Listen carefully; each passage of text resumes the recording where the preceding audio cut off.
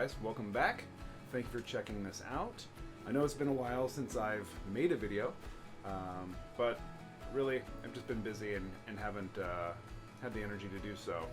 But I would like to start sharing more of what I do here, so I'm going to start recording things as they happen. And recently I had to ship out one of my baby Herm Line Albino Ratsnakes, and I thought it would be a great opportunity to show you how I pack my snakes to ship out to their new owners. Hopefully there's something in there you can find useful. If not, sorry. If so, great. But enjoy watching this video and catch you later. Alright, here we go.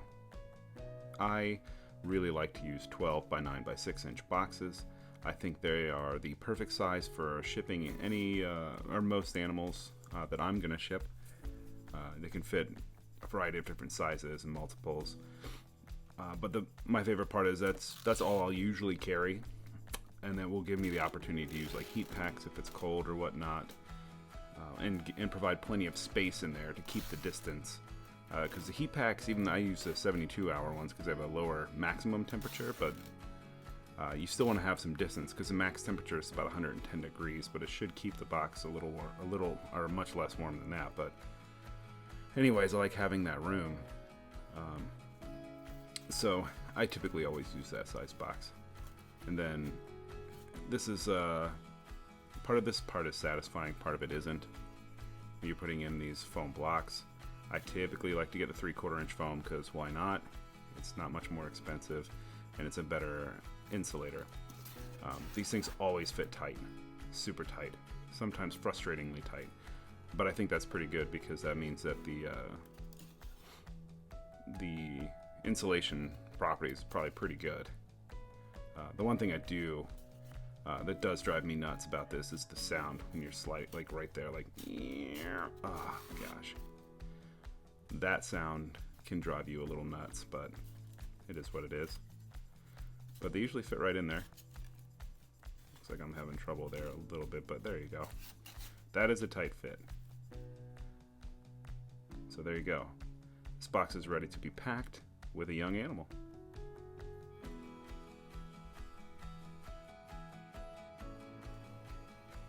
Well, let's get rolling. Today I'm actually sending out one of my Herm Line Albino Eastern rat snakes. It's one of my favorite snakes I have. This is just a sharply contrasted rat snake that in person kind of looks like it glows. But anyways, I like to ship my young snakes in deli cups. I think a lot of people do. This is just an 8-ounce deli cup with a clear lid, and I'm going to get that animal now. So I don't put much in the deli cup. A little bit of paper towel in case it like uses the bathroom. I want that to absorb it so that it's not too humid or wet in there. Lid snaps right on, but it's usually got a pretty tight fit, and the odds of that animal actually getting out of it is slim to none. But I don't like to take chances shipping live animals, so I just ran to grab some electrical tape because I like to pull out a little strip of electrical tape. You see, there it is. Let me show you. And run it around the edge of that. And pull that out and then pretend to throw it across the room because I'm smooth like that. I never pull the electrical tape because I really can't stand the way that looks.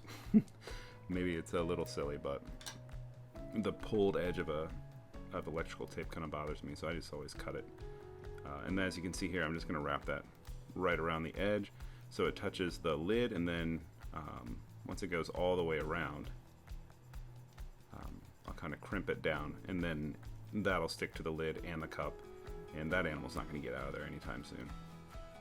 There I go, crimp it down. That's a secure little rat snake for sure. So that animal is now secured. It's almost ready to go into the box, but first I need to label it. I have gotten animals that had cards in them or something that was labeled, but the container itself wasn't labeled. It's infrequent, but it does happen. I don't want to be one of those guys, so I'll always write the scientific name, the number that I assign animals when they're hatched here, which in this, it's pretty rudimentary. You can see it says ERS 22-004. That means it's an eastern rat snake in the year 22, and that is the 4th rat snake. That's pretty easy. Helps me remember for my records. Write down the sign that it's a female, what it is, common name, Herm Line Albino, and then the scientific name, Pantheropus alleghaniensis, which is a pain in the neck to write on these small things, but again, you do what you do. There it is. I made it fit. Put everything away. And you can see that my Rockhampton coastal carpets are watching me pack up, so they're interested. They wouldn't fit in that deli cup. I knew you were asking, but they won't. There we go. So now we're ready. So I always put this thing on one side. I don't put it in the middle. I like having options here. And then, I don't know, I do that usually if I put a heat pack. So you can see that snake's on the left. If I were to put a heat pack in there, it would be all the way on the right and taped to the lid. But I don't have to worry about that today. There's no heat pack necessary. Temperatures look good. I only ship for pickup at the hub, which are typically at in climate controlled rooms, so I don't have to worry about it. And then good old newspaper. I put the newspaper in there just to kind of, well, it acts as a insulator, obviously, but it also is kind of trapping that deli cup in place to prevent it from sliding around in there. Because I don't want it to slide around in there. I want that animal to be about as secure as possible from moving, so oftentimes I might even use too much newspaper, but it doesn't matter. As long as it's packed in there really well and there's no real movement, then I'm a happy camper, and hopefully that snake is a happy traveler. I think that's all I'm going to use this time, so that's always nice.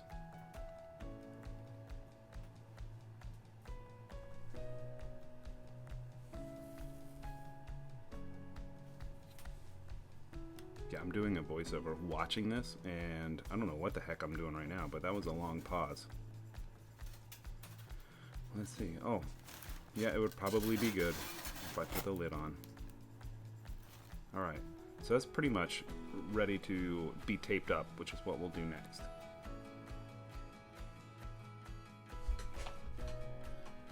Alright, the box is ready. The snake is in there, it is packed up, and now it's time to kind of finish it up. So I always print 2 labels, one that's taped to the top and one that goes inside. In the weird chance that something happens to the label on the outside of the box and they need to open it up, there's a backup. I don't know why I do that, just always do. Put a business card in there, and then any shipment of live animals that I ship out, I always include some tiny handwritten note, because I do appreciate people buying snakes from me. It seems weird to me that people would buy snakes. I know I'm weird because I buy snakes, but I really appreciate people's business. It means a lot to me. They put a lot of trust in me to buy an animal, and a little handwritten note just to thank them for their business is the least I can do. So I'm going to write that out.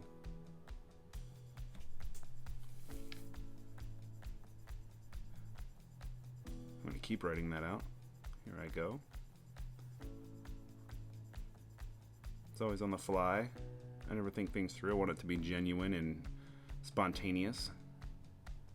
I want people to enjoy this animal and understand that this wasn't just a transaction. This was fun to do together. So that will go inside the box. That's where I signed my name there. So that'll go inside the box, along with the second label and a business card. And now it's time to tape that sucker up after I drop the other label on the ground. Whoop, got it. Alright.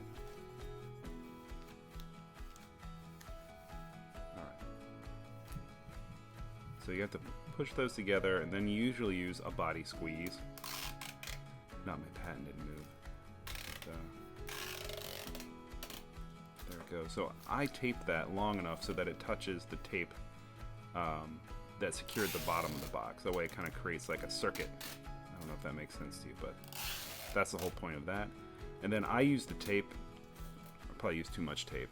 Tape hog. But I use the tape to create a barrier seal, weatherproofing seal for the label. And that's what I've just done right there. And then, you know, to poke a hole, to not poke a hole. Honestly, I think I've seen the data and it doesn't make a difference, but my brain says it does, even though I know it doesn't. Or my heart says it does, I guess, so whatever. I'm just gonna pop that in there.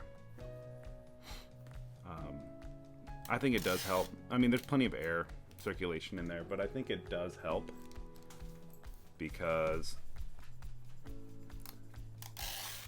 if I had to put a heat pack in there, those heat packs, they're generated and they keep moving because air is in there. So when the airflow goes, there you go. And I tape the sides to keep it sealed, and double thumbs up. Looks like we're good to go. Do not forget to fill out the label for the Lacey Act. This is very important. Don't forget. Hey, that last part about the Lacey Act is really important. So do make sure you fill that out or write that on the box somewhere.